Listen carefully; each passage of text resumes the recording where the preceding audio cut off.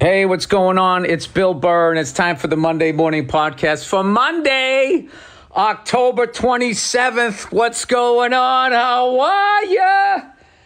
Jeez there. How's your Monday going? We got the June gloom going on out here. Around here. That whole decade, I missed all of that music in the 90s. I just couldn't believe that it was over. The 80s were over. Around here, it's bigger. Bigger than you, and you are not me. See, I go right back to the 80s. Went right back to REM. I went from that other band that had all those big hits. There was a lot of songs about runaway kids in the 90s. I do remember that. And abused kids. You know? The 80s, it was more, they were singing to those same abused kids, but they were just asking them whether or not they were still rocking. And, there was only one answer to that question. The same way, like if you play sports and you're laying on the turf and the coach comes up and says, can you still play? There's only one answer. You have to say yes. You can't say, well, no, actually, my body's telling me that there's something wrong. The music version of that in the 80s was, are you ready to rock? Do you rock? Are you still rocking? There was only one answer to that question. And that was yes. Or yeah. There was no way in any way, shape, or form you could ever tell anybody for that entire decade of the 80s that on that particular afternoon that you were not ready to rock, or you weren't rocking, or you didn't feel like rocking. Maybe you just felt like chilling out. It was not an option. And that's because the cocaine was pure. No, it wasn't. They were putting baking soda in it by then. Typical capitalism. You can't just be happy with your giant fucking mansion with the initials on the back of your chair and your two fucking elephant tucks, like framing it, on either side. You can't be happy with that. We need to turn more of a profit. More of a fucking profit. Anyway, let's plow ahead here. Let's move on. Oh, Billy Gym Rat. Oh, Billy boy. He's going back to the gym again. It's been 5 years since he put on his fucking COVID weight. When the fuck are you gonna fucking commit? Stop going to the doctor. Yes, I'm going to do that. I gotta finally do. Now that I've actually gone and got my blood work, and they said my cholesterol was a little high, and then they're like, we could put you on some medication, right? Not doing that. Really? And what internal organ does that fuck up? I'm not doing that. Or I could not walk around with an extra 15 pounds on my belly that I don't need. So I've been going to the gym every day, last 3 days. So I got to go again today. Still doing the weights. I'm not going to become remember Heroine Chic? That was 90s. Heroine Chic. AIDSy sort of look, blood disease. That was actually considered hot for a minute in the 80s. Looking like, hey, is that person on heroin? Do they have a blood disease? Oh my God. Can you introduce me?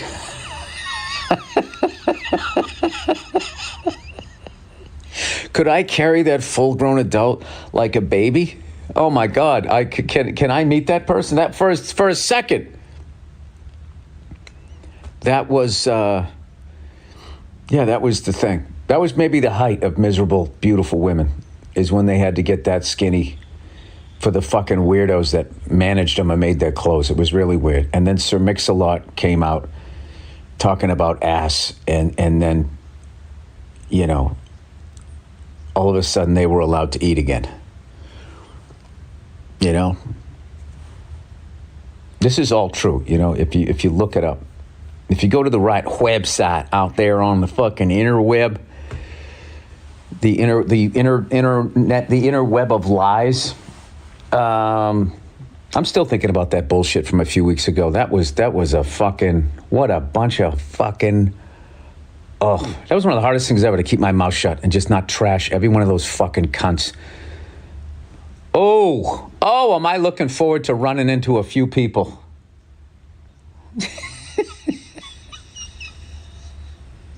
Hey, what's the latest? What's the latest on you caring about? It's weird. All of a sudden you don't care anymore? What happened? You flapping your fucking goddamn arms up and down. What happened? What happened? What's your cause this month to help sell whatever project you're on, you cunt? Anyway,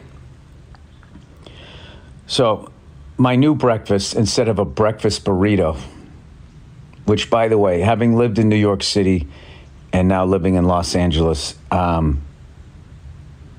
breakfast burrito is just, it's beyond the bacon, egg, and cheese. Bacon, egg, and cheese, like, you know, that's sort of like, what would they, bacon, egg, and cheese as far as breakfast things, if you put it in like a, I'm doing all music today. It would be like, you know, Zeppelin, Black Sabbath of breakfast sandwiches. And then, like, it gets more hardcore, you know, as Metallica, Anthrax, and all these other bands. And that's the breakfast burrito.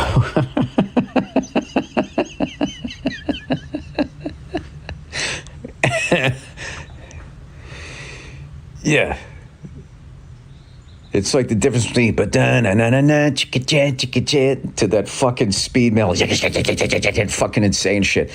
I'm a fan of both, but I would give the nod to the breakfast burrito. And then I grew up in Massachusetts, and there really wasn't a breakfast sandwich. The only breakfast sandwich we had up there was like a fucking Egg McMuffin, but like you would get like, you know, bacon and eggs or something like that, and a coffee. You just sort of a regular breakfast. But anyway, I can't fucking do that. Right, of course, when I was getting into learning how to make a breakfast burrito, interestingly enough, I get my cholesterol check and that is fucking too high. I was eating like that. Oh. There's no more fun in the world than getting high cholesterol. So now I am back to, I have oatmeal for breakfast, or I have a parfait with the Greek yogurt and, you know, a couple helpings, because my blood sugar was low, because I don't eat fruit, and I also don't eat candy or any of that shit anymore, so I had to have some fruit. And then at night, I just have like steamed broccoli, and I know. Are you hanging your head too? It's fucking sad. Steamed broccoli and like snow peas is what I snack on. And the first night you put all that green vegetables into a bowl and you're looking at it, as opposed to having like a fucking, you know, something fun, something that's sugary or salty. It's like, but after like 2 bites of it, you're like, oh, this tastes good. This makes sense. And then you kind of like leveled out, as opposed to it's like the first time you stop drinking and you go to a party and everybody else is getting drunk and you don't. And at first you feel like you're missing out, and then you start seeing people drunk, and then you're just like, oh, I don't, is that what I look like? They're not even that drunk. I used to get fucking hammered. So anyway, there's a number I want to get down to by the end of the year. You know, 172 is where I like to be, but I'm going to be a little bit underneath that. Maybe like 169, 170. That's what I have to get down to. I was a $190. I'm down to like 187 now. So that's easy to drop that by the end of the year. A couple, 2-3 pounds a week. And I finally got back on the scale. And then I just weigh myself every goddamn day. And that's the way I'm doing it. All right? I'm taking it 1 pound at a time. You know, the last 5 years, we didn't get it done. I got no one to blame but myself. So, yeah. That's what I'm up to. And other than that, let's talk some fucking sports. Let's talk some bread that I can't eat, and circus that I don't go to because of the way they treat the animals. And I have a special coming out.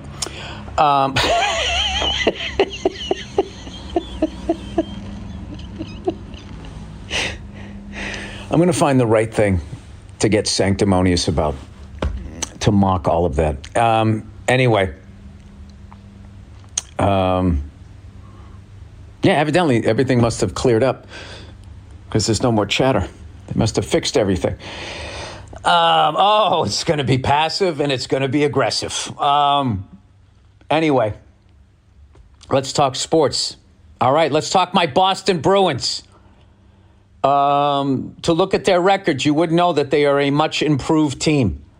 We're scoring a ton of goals, but we're letting in even more. But we've had a bunch of competitive games. There's only been a few, we won the first 3, then we lost 6 in a row. But we were in all of those games.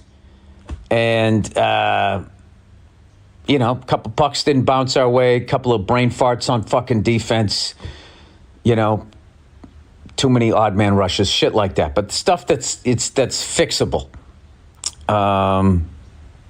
We finally won. We beat the Avalanche on Saturday afternoon. And I don't know, I like what I saw. I listen, I'm not like one of these fucking fans that expects in 1 year. Like we are rebuilding, letting Marchand go and taking that money and investing it back into the team and letting Marchand go out as a champion. Like, I get all of that, and I know that it's going to take a couple of seasons to bring us back, but like, it's been a lot more fun to watch him this year than last year already. Shout out to Morgan Geeky, that fucking that play. He came down and beat the other dude to the puck and faked like he was going around the back of the net. So the Avalanche guy went around. Not only does he go around the wrong side of the net, the dude fucking wiped out like me at a public skate.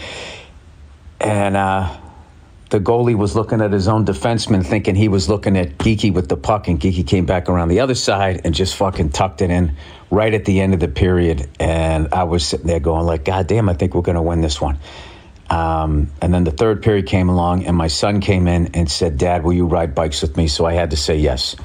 So that is what, anytime my kids say, can you play with me? Can you do something with me? Even if I just sat down, I just say yes, because I've talked to enough parents with grown-up kids, and I'm sick of them telling me, it goes by fast, make sure you don't miss it. And like, I know what they're saying, but it's also like, you are also romanticizing how fucking exhausting it is to have little kids. And now you're looking back and you're forgetting how fucking tired you were and how you just tried to make it to 8 o'clock at night every day, But, my daughter's getting really good at soccer. We have this indoor soccer ball, and she legit fakes me out now. And then I act like I'm really upset about it, which cracks her up, and that's how I get the ball back. Like, I kind of just have to make her laugh if I'm going to get her back, if I'm going to get the ball back. So anyway, so the Bruins won. I don't know if they're playing tonight, but starting to book some stand-up dates for next year, and I'm going to knock out the final 3 teams that I need to see. The Kraken, the Mammoth, and the Carolina Hurricanes. Going to do that, and I plan on watching every Bruins game this year, so I'll be like totally dialed in with hockey. But I will tell you, I've watched like I missed the first 3 games because I was the fuck was I doing? Oh, but we had the family vacation, but I was checking in on it, and then I had time to watch. I watched 6 losses in a row, and then the Avalanche game. So I've seen most of the last 7 games, so I'm just going to stay into that. But having even said that, I can't even pronounce most of the guys' names on the fucking team. Everybody has like 17 letters. But anyway, Patriots win again. You know what I fucking love about the Pats? Is their halftime adjustments have been fucking amazing over the last month. Every game, it seems it's like it's close at the half, and then we figure something out. We have a great running game, which is opening up the passing game. We have a great passing game, which is opening up the running game. I love that that we threw 3 touchdown passes, 3 different receivers. I just just the fact that they're competitive has been great. And I know, our division sucks. Speaking of which, shout out to the Jets. I'm glad they won a game, dude. You don't want to see somebody go 0-17. This is the thing. You go 1-16, nobody fucking remembers. You go 0 for. Then you're with the Buccaneers, the 77 Buccaneers, and the Lions went 0-6. They were the only team to go 0-16. Buccaneers were the only team to go 0-14. You don't want to be the first team that goes 0-17. So shout out to them. And then I've been watching the World Series. Fuck. What the fuck was that? Just touched my phone. Part of the plastic covering just went into my thumb. You know, the clear thing there? Anyway, first game, I don't know if I talked about that. Jesus Christ there. The fucking Blue Jays kicked the shit out of them, had a 9-run inning. So everybody in Canada is all fucking excited. Then they come out, game 2, and I don't know. I got the kids, so I don't know anybody's name. The fucking pitcher for the Dodgers, holy shit. They were saying if you have 3 pitches, you can dominate a game. They said he has 6, and they all come from the same location. These fucking kids today, just the amount of information that's out there. Nobody fucking thought to do that when I was growing up.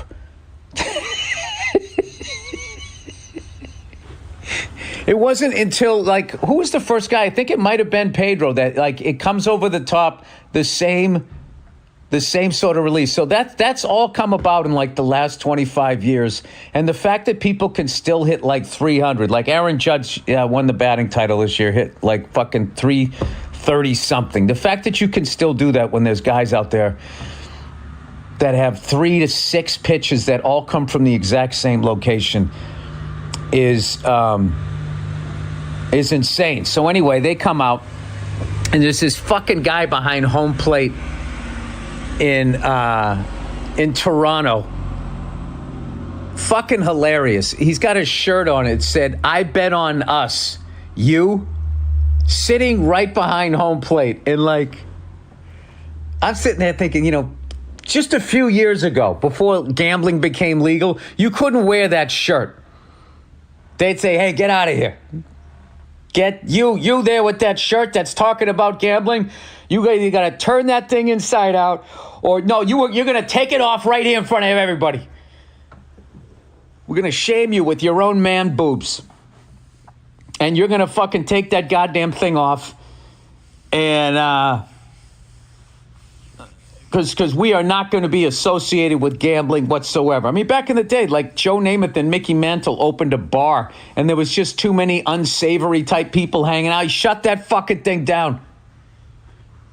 Shut that thing down. Joe Namath was considering retiring. That's how little money people made back then playing sports. It's you ain't going to tell me fucking who can come to my bar and can't. Shit, I ain't playing football right now. I'm having a drink, wearing a fur coat. That's what Joe Namath sounded like before he fucking moved to New York. Anyway, but I just love that fucking guy. You won one game. I know you won it 11-4, but it was just one game. And he's sitting there with that stupid shirt. And the later in the game, it got the dumber the shirt. I bet on my team. You? I bet on the other team, and now we're fucking 1-1. What kind of a fucking asshole in a 7-game series that thinks the fucking series is over after game? And why are you talking shit? You probably suck at wiffle ball. This is professional baseball. Show up with the fucking regular shirt. I bet on my team, you. I bet on the other team. And? And we both have no idea what the fuck's going to happen. So, anyway, it's coming back. It's in L.A. tonight. And I'm going to watch that. Dante Bichette is back. They put him at second base. And it's been game 1 was shocking. And then I would say game 2 is more like what people thought it was going to be, because the Blue Jays had a good pitcher that game also. But I don't know. What do you guys think? You think game 3? Game 3. This is a big one. This is a big one, because if the Blue Jays fucking take this, then I feel like they can win the series. But if the Dodgers take this, then it starts looking like game 1 was just a fluke or like a bad game. But I was rooting for the Dodgers. I still love the Dodgers from when I was a kid. But yesterday I was watching the game, and I got there for the announcements in the beginning of the game, and they panned down the Blue Jays team, and I was like, is that Don Mattingly? Is that Donnie Baseball? Is he in another fucking World Series? I got to root for the Blue Jays. I want to see Mattingly get a fucking ring. That guy has been so great for baseball, and he's come close a bunch of times. He retired from the Yankees right before Jeter and all those guys went on the run. And I would just love to see that guy get around. I'll be happy either way. I'll kind of be happy either way. But I'm just hoping it's going to be a good series. But I'm not going to lie to you. I am rooting for the Blue Jays now, because I want to see Mattingly get a ring. There, I said it. All right? Even though I'm a Red Sox fan, I don't take it that far. But I will say, Don Mattingly, like Tom Selleck and Burt Reynolds, I was saying this to a friend of mine, he just doesn't look right without a mustache. John Oates, another guy. You got to grow it back. You got to grow it back. There's too much skin between your upper lip and the bottom of your nose. There needs to be a mustache there. Other people, not so much. You know what I mean? It all depends on how much, face taint you have between between your nose and your upper lip. Other people grow a mustache and they look like they're playing a villain in a silent movie. And it's like, you don't need to do that. But Don Mattingly, that was one of the great mustaches of the 80s. There were some great mustaches in baseball. Mike Schmidt had a great mustache. Don Mattingly, I would say, had the mustache.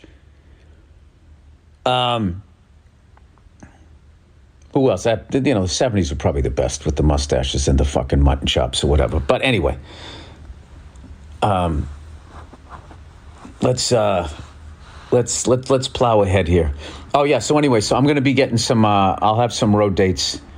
Finally, I am taking the rest of the year off just because I did the play early this year, and I am actually enjoying the hell out of being home and around my kids.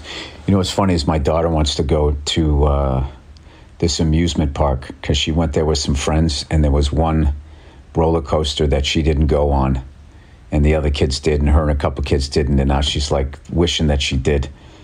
So now she's asking me to go back to go on the roller coaster and asking me if I would ride it with her. And this is the thing. I fucking hate roller coasters. I don't trust them. I went to Six Flags and I got stuck on one time, and they got us off pretty quickly, but there was a moment there where I was going like, this is going to be a mind fuck. Like, I really have to keep my wits about me. And I was feeling my wife was starting to freak out as I watched these guys in yellow suits for whatever going over to the fuse box. Unfortunately, they just flicked a switch and went again, and then we were able to get off. But that was the second time I was at Six Flags and something weird happened on a fucking roller coaster. And I was just like, this fucking place is open 7 days a week, essentially 365, and they're just running these rides non-fucking stop.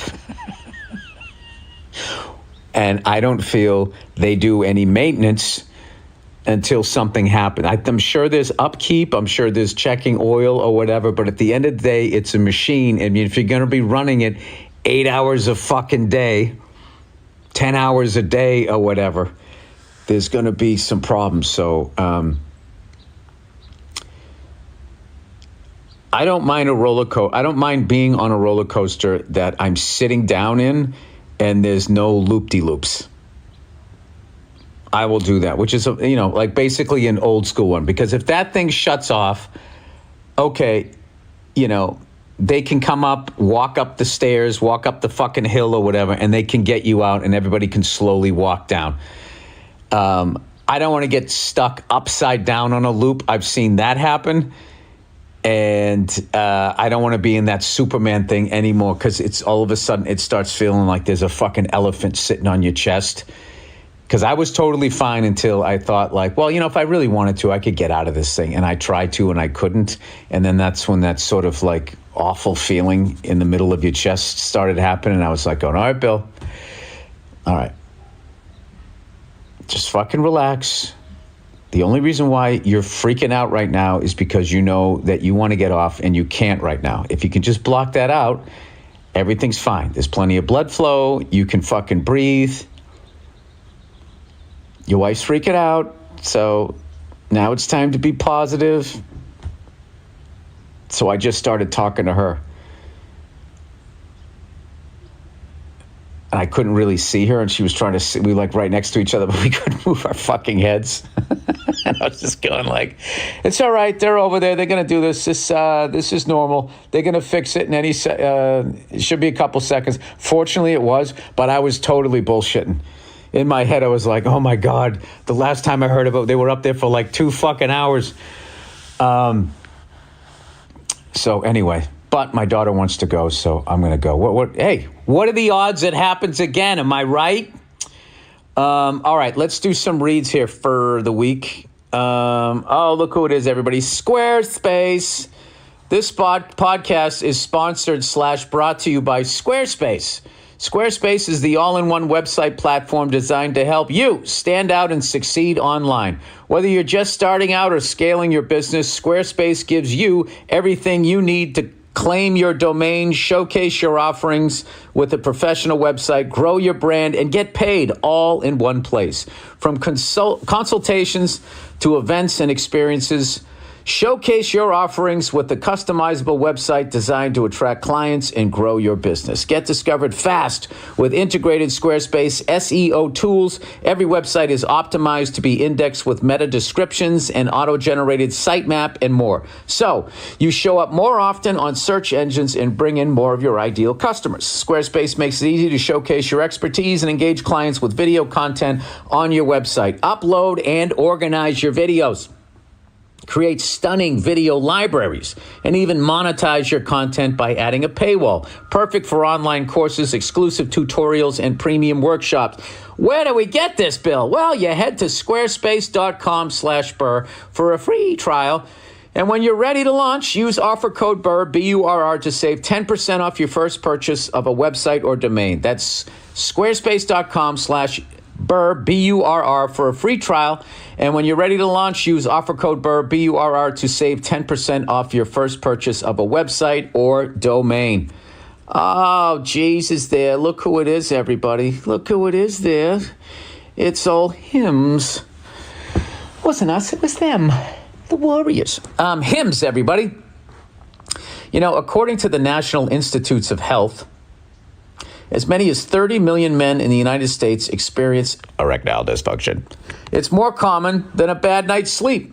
The good news, Hims makes getting access to treatment simple, so you can feel like yourself again without the stress or awkwardness. Through Hims, you can access personalized prescription treatment options Through Hims, you can access personalized prescription treatment options for erectile dysfunction, like hard mints. You get it? You take a mint, it's hard, your dick's hard, you're banging away. And Sex RX plus Climax Control. If prescribed. What does a pill go into your fucking nutsack and just block the jizz? I can't hold it anymore. Hims offers access for erectile dysfunction treatment options ranging from trusted generics that cost 95% less than brand names to hard mints if prescribed. You shouldn't have to go out of your way to feel like yourself. Hims brings expert care straight to you with 100% online access to personalized treatment plans that put your goals first. This isn't a one-size-fits-all care that forgets you in the waiting room. It's your health and your goals put first with the real medical providers, making sure you get what you need to get results. Think of Hims as your digital front door that gets you back to your old self with simple 100% online access to trusted treatments for erectile dysfunction and more, all in one place. To get simple online access to personalized, affordable care for erectile dysfunction, hair loss, weight loss, and more, visit hims.com/Burr. You're going to be a whole new you. Flat stomach, hard cock, and a fucking full head of hair, dude. That's hims.com/Burr, B-U-R-R, for your first online visit. Hims.com/Burr. Actual price will depend on product and subscription plan. Featured products include compound drug products, which the FDA does not approve or verify for safety, effectiveness, or quality. Prescriptions required. See website for detailed restrictions and important safety information. All right, there we go. All right, here we go. Oh, my God. Look what's back. All right. Questions from the listeners. This says Toronto. Ugh. Hi, Billy Bald Taint. On the second reference to a taint this week. Who knew?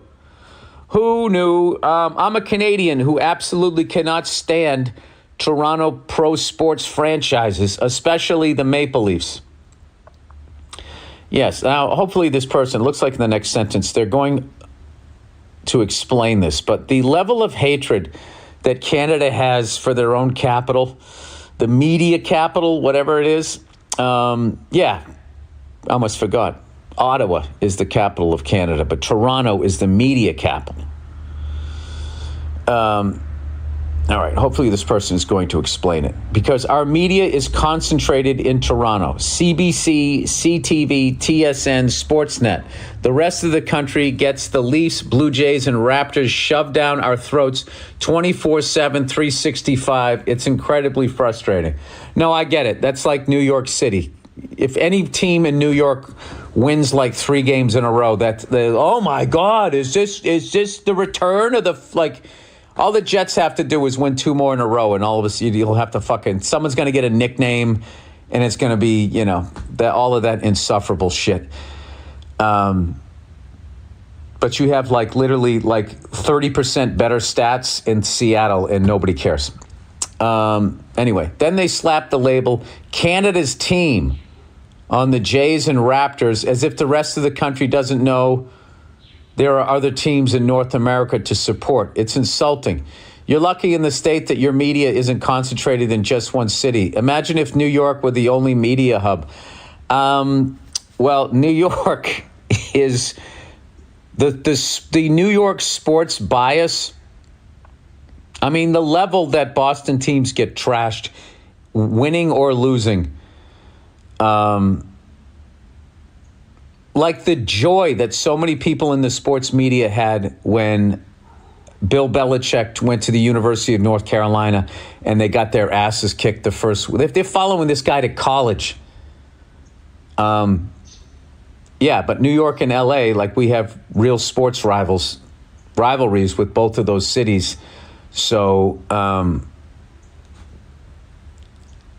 mean, I don't know. I'm surprised that you don't know this, but if you do something in New York City or in Los Angeles, it means at least 40% more than if you do it in fucking Seattle or Milwaukee, Kansas City, or anything like that, or Pittsburgh. No one even knows what's happening. That kid in fucking Seattle, a shortstop, hit 60 home runs. I didn't even hear about it. I mean, I'm not totally paying attention, but if that was going on in New York or LA, forget about it. I mean, I live in LA, but I will say New York. I would be 100% aware that there was a shortstop hitting 60 home runs. Frank Sinatra Jr. would probably fucking write a song about it. Anyway, but he says the media isn't concentrated just once. Imagine if the New York were the only media hub, Yankees, Rangers, Knicks, and Giants all day, every day. I'm sure that would drive you nuts. Toronto also has this constant need for validation from cities like New York and LA. It's like a cringier version of Sally Field saying, Won't you like me if you just get to know me? Or the classic Toronto refrain, we're a world-class city, don't you know? Oh, no, we're a world-class city, don't you know? Newsflash, world-class cities don't need to say it, they just are, yes.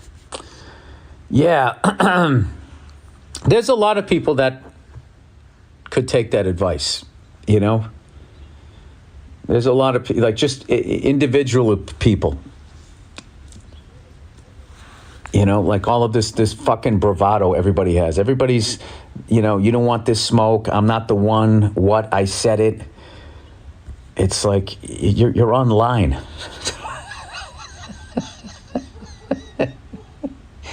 You're not in anybody's face right now. I don't understand. You're puffing your chest up to a computer screen. You're probably chesting up to a bot. Like, I don't know what you're doing. Anyway, yeah, I would say in our country, that city, you know, was always Chicago. They used to try to say it was Boston and like Philadelphia. Like the New York sports media created this storyline that Boston and Philadelphia had an inferiority complex. Because we were so close to New York, but we weren't New York. It was the most New York like mindset. It's just like, you're a New Yorker, right? Do you even consider Boston or Philadelphia? And they would be like, no, fuck them. It's like, yeah, we feel the same way. Nobody cares. Nobody gives a fuck. People in Buffalo don't give a fuck about Boston. I don't think about Buffalo. Nobody's thinking about New York. Nobody cares. Nobody gives a fuck. People have their lives. People are going to work. There's a chick there they want to bang. That's what the fuck they give a shit about. They give a fuck about their own hometown. They give a shit about whether or not they can fucking afford to make the rent. That's what they're focusing on. They're not sitting there ignoring the needs of their children, counting buildings on their skyline, going, why does this city have more than us? I don't feel like a good father anymore. It's one of the dumber things. I just, you know, sports writers, they have to write about sports every day. So they just sort of like invent these things. And I finally discovered I brought this up before, when the Red Sox finally won a World Series and ended that 86-year drought, they started saying on ESPN, I'll tell you, if the Red Sox win, their fans aren't going to know what to do with themselves. And I was at home going, what do you mean I'm not going to do? I'm going to fucking go drink a bottle of champagne and smoke a cigar, fucking jump around the house. I know exactly what I'm going to do. And they just kept, I'll tell you right now, they're one game away. They're not going to know what to do. Right? And then we win it. The whole city's going crazy, jumping around, celebrating, as am I. But then what do? They interview people, and they only cut to people going like, I don't even know what to do. They literally said, like a kid, can you say I don't even know what to do? Do you want a cookie? And they just sort of like shove this narrative down their fucking, like, I've talked about this for years. Like, I lived in New York for like, I don't know, 10, 12 years. I never heard anybody go, oh, I'm walking here. I lived in Boston, outside of Boston, for 27 years. I never met a lobster fisherman. I never saw a lighthouse.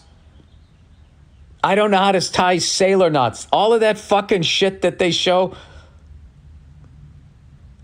I don't like, what is that shit that looks like somebody puked in a bowl? Chowder. Clam chowder. I wasn't not even a part of my life. I didn't even have an opinion on it. I just looked at it. I was like, that looks gross.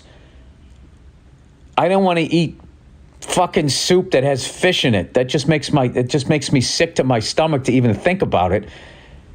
And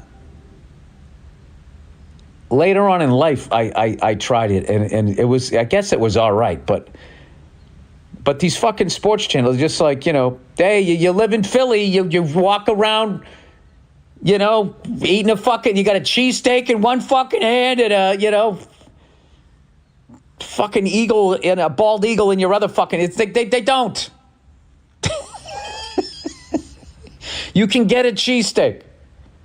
But that is something you can't eat like that every goddamn day. Just fucking sitting around eating clam chowder every fucking day. You live in Chicago. How often do you get deep dish? Even if you love it, how often are you they just act like it's why you grow a mustache. You sit there eating a deep dish pizza. I'm a Chicago guy. So they do all of that type of stuff. So, but I 100% understand what you're talking about, where all of a sudden, for whatever reason, because all the media is there, that whatever happens in that city is just like amplified. I don't know. I have no idea. I could actually say that New York City has an inferiority complex as far as sports goes to what happened in Boston for 20 years with the joy that they have, like the Knicks beating the Celtics. You would have thought they won a fucking championship, and then they lose the next round. As always, to continue their 52-year fucking drought of no championships. But every fucking year, come playoff times, the amount of time that they're going to dedicate to showing New York Knicks fans celebrating after a fucking win in the first or second round of the playoffs is, it's like every year they show fucking Maple Leaf fans standing outside their fucking stadium, and everybody knows what's going to happen. Why are you showing this? Why does failure get more coverage than in this city than success in other cities? So yeah, I would say New York sports media is there's a bias, and I'm not shitting on New York, because New York that's if we're going to try to compete with Europe, London, Paris, and Rome, New York City is what we got. And it is a great city. It's an amazing city and all of that. But hitting 300 in New York is hitting 300 in Milwaukee. But for some reason, no, in New York with this fucking pressure. Dude, nobody is nervous about you in that Yankee jersey that you're too fat to button. They don't give a fuck. They have somebody throwing an object at their fucking head 100 miles an hour. That's what they're focused on. Nobody gives a fuck. When I sit there with the hot dog, this fucking guy worth $100 million really feels a lot of pressure. All right. That's what you want to think. All right.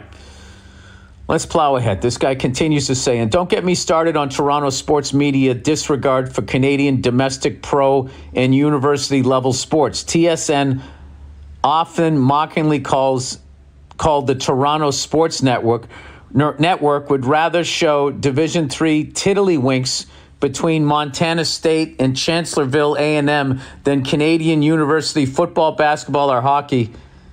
Maybe that'll change because, down here they're showing way more of the WNBA, and the level of play is noticeably better.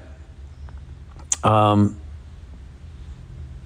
I think that the WNBA, at the end of the day, you're a human being, and it's a basketball. All right, so if you just look at gymnastics, you watch a guy doing a floor exercise, and then you watch the women, they do the same thing.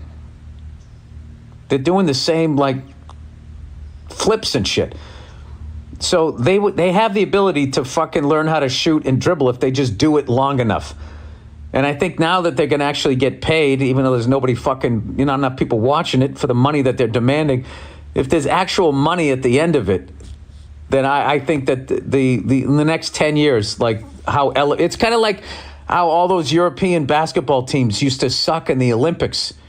And then that one dream team went over there in the early 90s, 30 years ago, and so embarrassed them that I don't know what happened. They just said fuck this, and they focused on the game, and now like you got like 8 foot tall people hitting 3-pointers like they're Larry Bird or something. So I don't know. Anyway, plowing ahead here. This person goes on to say, Sportsnet, which holds the rights to the Jays, constantly puts down the CFL and the Argonauts, a franchise that actually wins championship while worshiping anything and everything American. Love your comedy, Bill. Tell the haters to go fuck themselves. When are you coming back to Canada? I don't know. I might have some gigs up there soon, but yeah, but you guys still have hockey night in Canada. I feel, don't they leave like the hockey alone? I don't know. I have no idea. But I will tell you this. I do like Toronto. And I love New York. I love going there. But like I totally understand what you're saying. It's like this is all pro level sports. And if somebody is crushing it, they should get an equal amount of attention. Like if you hit 60 home runs, you should be getting attention for that. Not being, well, it's 60 home runs in Seattle. I mean, shit, I would hit 30. I mean, I barely play wiffle, but like that whole fucking attitude, I don't subscribe to that. Or else, and I also don't subscribe to you lose in the first or second round of the playoffs every year, but you get coverage like you're, I don't know what, like one of the great fucking teams out there. Anyway, okay, NFL kicker. Hey, Bill, NFL fan from Wisconsin. Go Pack, go. Heard you and Verzi discussing NFL kickers being able to nail 50-yarders like nothing this season and kickers getting different balls. Just emailing to give you a bit of info on the special K balls NFL kickers use and how the rules changed for this year. Parentheses, I didn't do a bunch of research on this, so feel free to disregard. This is just based on listening to Pat McAfee. You know what's funny? I wanted to hear what he thought about it, talking about the kicking rules in the NFL over the last 4 to 5 years. Yeah, like how can they all of a sudden just kick it like 15 yards longer, it seems, out of nowhere? As far as what I know, NFL kickers have had separate balls than what are used in all non-kicking plays since 1999. The K-balls were given to each team immediately prior to game time to avoid teams having time to manipulate the balls too much before the game. Kickers complained that these balls were too slick. They were essentially brand new and rock hard, whereas the balls used in the rest of the game had been roughed up and broken in. In 2000, this is fascinating. In 2006, one of the K-balls made its way onto the field by accident, and the QB dropped the snap, resulting in a fumble. They complained that it was because of how slick the K-ball was. Teams used this as an argument to push against the K-ball rule. And after that season, each home team's equipment manager was given a short window of time before the game where they could break in a certain number of balls to be used on all kicking plays that game. That's like when you buy a new motorcycle and you got to be worried that, the first turn you take, the tires still have, I don't know what, like wax on them or some shit. And the bike goes out from underneath you. Anyway, this is done under the supervision of NFL refs to ensure that the equipment managers aren't using any illegal substances or letting any air out. From what I understand, this past season, they changed the rule to remove that short window of time requirement. Now teams can break balls in several days in advance. This paired with kickers being significantly better skill and get the fuck out of here with that. 3 years ago, a 56-yarder was amazing. Now they're kicking them in the ball, a 56-yarder, and it's still like the net needs to stop it from going into the crowd. Anyway, this paired with kickers being significantly better skill and strength-wise than they were before the 2006 rule is why 50-yarders have seemed like chip shots this season. I could be entirely wrong, but I hope this helped cleared it up. Yeah, you know what? I mean, as far as 2006, I'm sure they are in much better shape. I mean, I don't know. When somebody runs a kickback and you see the kicker try to keep up with a returner in the NFL, they still look pretty pathetic. I don't know, but does lifting weights and getting you in shape make you faster? Probably not. All right. I don't know. I'll go with most of that, but I also know that each year the NFL tries to do something with rules and everything to make sure more games come down to the final play. Not so it's more exciting. It's so you'll watch all the commercials and they can make all of this and they can charge, peak of the game fees for commercials right until the end. Because that's what happens. If it's a blowout, people fucking turn it off. The advertisers, used to be like, well, if I'm advertising in the fourth quarter, if it's a tie game, people are still watching, I'll pay this fee. But if it's like any more than this, if the team's down by this many points or more, I'm not paying full price. So I feel like they've manipulated the games. They manipulated the game so more games than not come down to this. And I also think that offense is what sells the game to the casual fan. More viewers, more ratings, more money. I don't know. I feel like this is football's version of like juicing up the baseball when baseball was sort of a game of the past and all of these records that just stood for decade after decade after decade. And they never really addressed why, which was like all of these records were done when it was a whites-only league. And like after Jackie Robinson came in, that's why so many of those records just are never going to get broken. It's just because once you let the best of everybody, obviously the level of play ridiculously got elevated. And then each year with the knowledge that people have. Can you imagine if you had 6 different pitches that all came from the exact same place and you went in and pitched to people in the 1920s and 30s? They never fucking saw anything like that. No fucking way. The game, it was too early. Like who would even, like they didn't have like video cameras to even fucking to analyze that.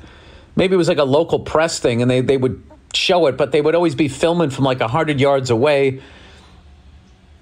There was no game film to break down and watch. I don't know. So anyway, hopefully that clears up more of what's going on in the fucking kicking world of the NFL. All right, I could be entirely wrong, but okay. Hot maid issue. All right, dear Billy Blue-Footed Booby. I don't even know what that means. I got a dilemma. And I'm seeking your professional advice. All right, I am not a professional, okay? You have a dilemma, and you don't have the time or the money to talk to a professional, so now you're asking a comedian, okay? So take all of this with a grain of salt. I am a 33-year-old American living in Brazil, and I've been here for almost 10 years now, and I love it. I originally came to study abroad, but ended up staying and getting married to a Brazilian girl. Dude, believe me, I understand all of that. Why? Once you go down there, those are some of the most beautiful women in the fucking world. Absolute goddesses. That whole continent, I would say, arguably has the most beautiful women in the fucking world. We have no intentions of moving to the States, although we're also not that couple that says, fuck the USA, I could never live there. We just prefer living here. People like to politicize our choice to live in Brazil over the USA. Anything for people to pick a fucking side. Yeah, 100%. Anyway, recently we hired a maid to clean our apartment twice a month. It's a common practice here, especially among couples or families that work. Brazilians are clean freaks. So we got this contract from a friend, and I sent her a message, and she came over to clean 2 weeks ago. The problem is that she is a fucking 10. She's in her 20s, has a tight ass, bronze skin, and a beautiful smile. She is gorgeous. I work from home Mondays and Fridays, and my wife works in an office every day of the week. That means that it makes the most sense for the maid to come over on Monday or Friday. Well, why not Tuesday or Thursday? I don't understand. What? She's gorgeous. I work from homes Mondays and Fridays. Oh, because someone needs to let her in. Okay, I get it. All right. Just going to come out and say I'm not going to cheat on my wife. That is not where this email is going. I was going to say I'm glad it isn't, because had I known you were going to go in that direction, I would have all of these. You get given a lot of details. While the maid is super friendly and nice, she seems respectful of my relationship. Parentheses, LOL for now. Anyway, my issue is that my wife doesn't know what she looks like, and I know that when she finds out, she is not going to approve. She isn't overly jealous, but Brazilian jealous in the sense that if there is a hot chick around, she gets protective of me. She isn't overly jealous, but Brazilian jealous in that the sense that if there's a hot chick around, she gets protective of me. I think American women are like that. Anyway, it is kind of reasonable, as girls are often flirty and hot here. Here's another side note. Dude, this sounds like a fucking porno. This is your life? Here's another side note. I lived in Portugal for a while and worked at a hostel there. While I was working there, I hooked up and then dated this Brazilian maid who cleaned the hotel. My wife is aware of this story, and we weren't together at the time. Yeah, dude. Yeah. Okay, I get it. So my dilemma is this. Do I tell my wife that this new maid is hot? She has already been over to clean twice, and I haven't said anything. I don't know if it would be weird if my wife finds out on her own in the future. She could be like, why wouldn't you tell me? Is there something you are hiding? My other issue is that I don't want to tell my wife she is hot and then we have to fire her. She does good work and is super friendly. What would you do? Tell the wife, ignore it. Thanks a million, and I love listening to you to remind me of home. All right, this is go fuck yourself in Brazilian Portuguese. Ve tomar no cu.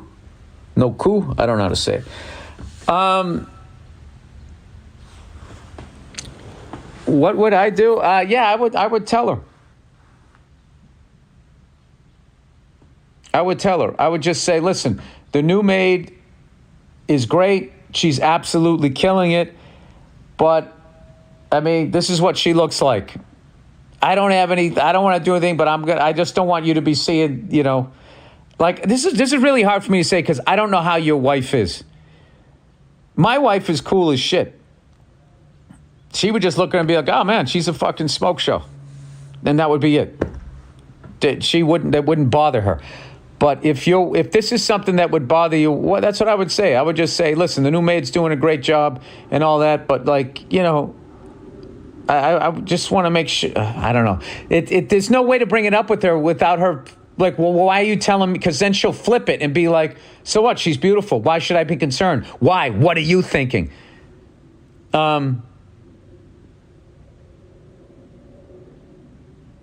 Here's what I don't know. If you're not going to fuck her, then what's the problem? So what I would do, yeah, you know what? I wouldn't say anything. And then if your wife has a problem, all I'm doing is protecting you in the argument, because I feel like if you actually tell her, you're going to get into an argument from the way you're describing her. So what I would do, I just wouldn't say anything and be like, yeah, when she brings it up, be like, first of all, I'm married to you. Second of all, that woman's in like her fucking 20s. Oh, well, you did this before. Yeah, when I was single, I wasn't with you. And then I would just keep it on that. And as long as you're not fucking her, what is the problem? What is the fucking problem? The problem is that you wrote in here and you said she's a fucking smoke show. So I don't know, dude. I'm choosing to believe you that you have no intentions of banging her. But like I said, I mean, I'll be honest with you. That whole story sounds like the beginning of a porno to me. And in the porno, the wife comes home and is upset for half a second and then joins you. I don't think that will happen in real life, but I don't live in Brazil. All right. Shooting hogs with a helicopter.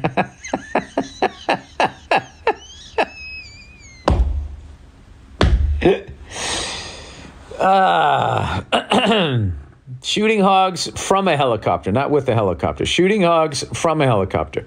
Dear Migs May Freckles, have you ever heard of heli-hogging? I haven't heard it put it that way. That sounds like you have a helicopter, you got to fly some overweight people. And you got to be concerned about how much fuel you're going to put in the fucking helicopter. It's the practice of shooting feral hogs with rifles from a helicopter. Yes, I've seen it. And, I mean, it's amazing. You have to factor in the speed of the helicopter with the speed of the hog. And I wouldn't think that the helicopter is always going the same speed. So it's like bow fishing if the boat was like full out, you know? I don't know. It seems really difficult. There are millions of feral hogs running wild, in the U.S. today. When European explorers were sailing all over the world, they would drop off male and female pigs on any island they came across so that they would breed with each other, and future sailors who stopped at the island would have a source of food. The feral hogs in America are descended from pigs that European explorers... What the fucking thing to do to a pig? Thing is living in Europe, you know, all that great architecture and food, and then you just drop it off in the middle of nowhere.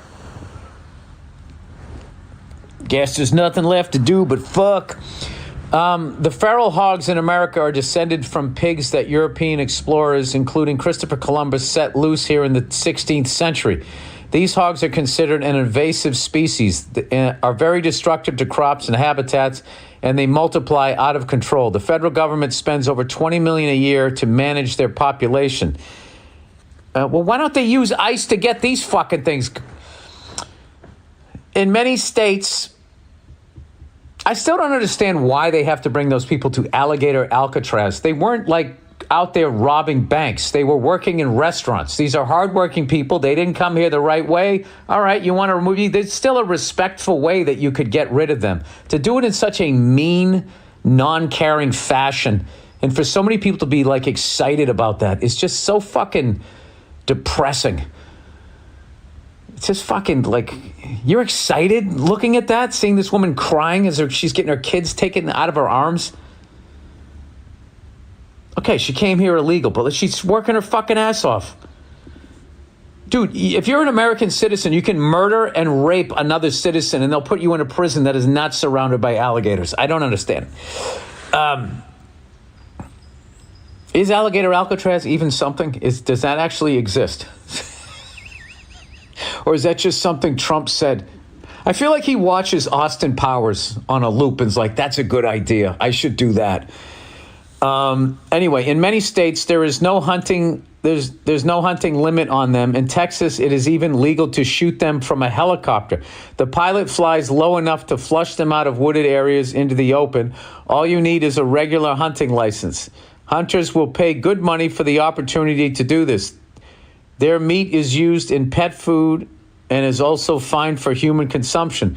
So if you ever get sick of Hollywood bullshit and people trying to cancel your stand-up act, no. That you guys were all fucking all over the place. You guys were on that bullshit last week. Everybody was on that. That was the funniest thing, too. Trumpers acting like they give a fuck about human rights. Your liberal ass can help save the environment by flying some cool, crazy rednecks and their guns out to shoot wild pigs. I'd help bridge the political divide. Oh, it would help to visit the political divide in this country, and God knows we could use that. Yeah, absolutely. I mean, I wouldn't want to fly people shooting guns outside. I wouldn't mind doing it. Anyway, I hope you find this interesting. Thanks for the podcast, and please come back to Peoria sometime. Homer Richard Pryor. Yeah, no, it looks like, and not only is it a good thing for the environment, it looks fun as hell. It does look fun as hell, and it looks way safer than hunting them on the ground. I've seen enough of those hunting videos where they flush them out, and you basically got one shot if you miss them. I still don't understand, those tusks they have, like how that It looks more like it would be blunt force trauma as opposed to sharp, but they'll open you up like a fucking fillet. They're such weird animals. Like, as they're opening you up, they're squealing like they're the ones getting fucking filleted. Right? They're like stabbing you with their tusks and then have the audacity to scream louder than you. Like, what the fuck are you screaming about? I'm the one getting fucking gored over here. All right, that is the podcast. All right, everybody. I look forward to whatever the bots tell you to be upset about next month. All right, that's it. Seriously, go fuck yourselves. Have a great couple of days. Enjoy the World Series tonight, and I'll check in on you on Thursday.